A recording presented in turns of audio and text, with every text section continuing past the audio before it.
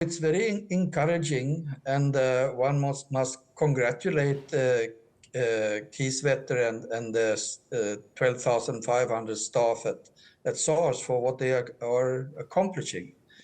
I mean, they are exceeding now the expectations or the budget with 80, 90 billion rand.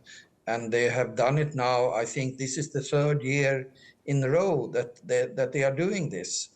So it seems like the Treasury is underestimating what SARS can do when it comes to collecting more taxes because of enforcing compliance and sort of better morale and also going after tax dodging and advanced tax avoidance schemes, as Kieswetter pointed out in his speech today. Yeah, and where would you say the bulk of this revenue should then be invested? Well, I mean, this is really it's a very good question. So far, the Treasury has used it to pay off a part of the debt. And we know also that the Treasury is on a trajectory of cutting down the public sector share of the total economy, as reflected in the public sector negotiations and in the tens of thousands of vacancies in the public sector. In public health, you have about 40,000 vacant posts. In public education, you have about, well, it was 78,000 vacant posts in a report from the Department of Public Administration in March last year.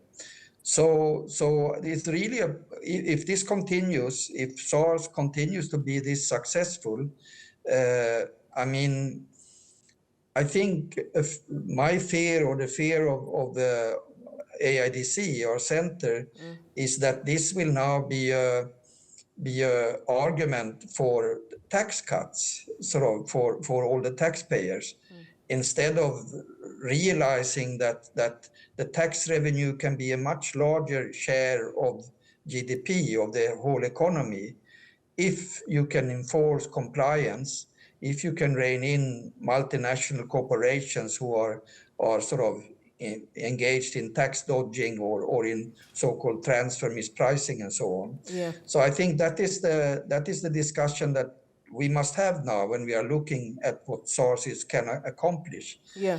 We had a similar situation in the beginning of 2000s where SARS was at that time, this was before the state capture years, when SARS was bringing in a lot of firms in the VAT system, for example, and tax revenue was growing, but the Treasury and the government answered with tax cuts on lifestyles.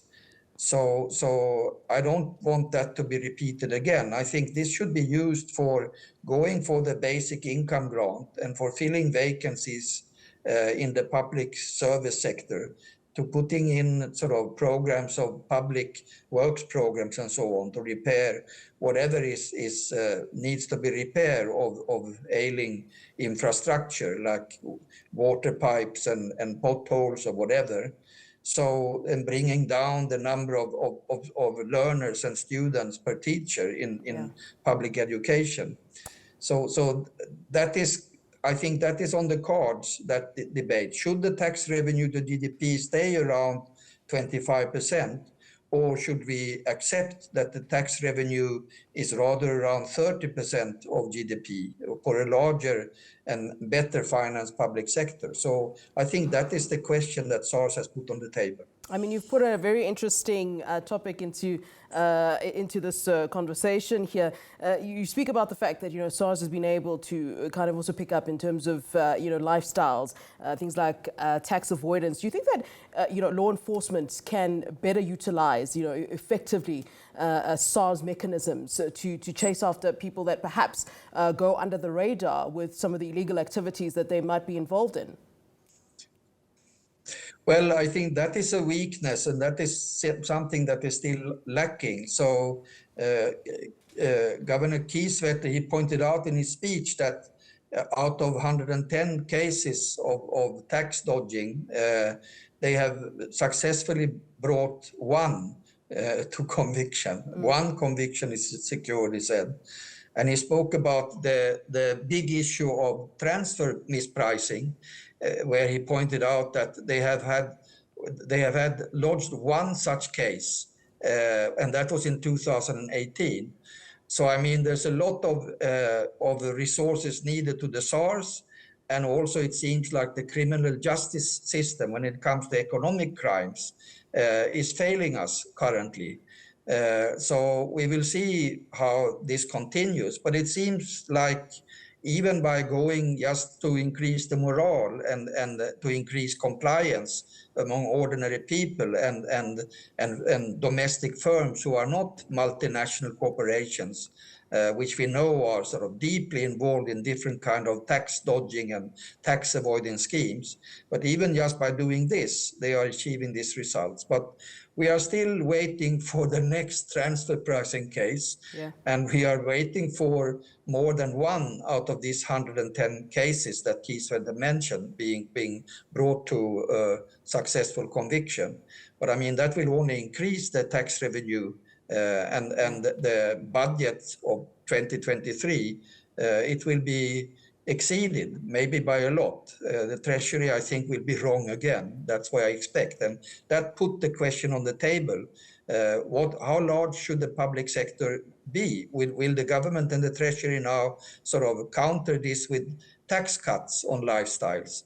Or will we use the money for the common good and to sort of ease the burden on the poor and discuss for real the basic income grant, public works programs, and so on? I think that is the between the lines, that is the issue now on the table, or that is the issue in Keith Sweater's speech. All right. He also demanded more resources to SARS.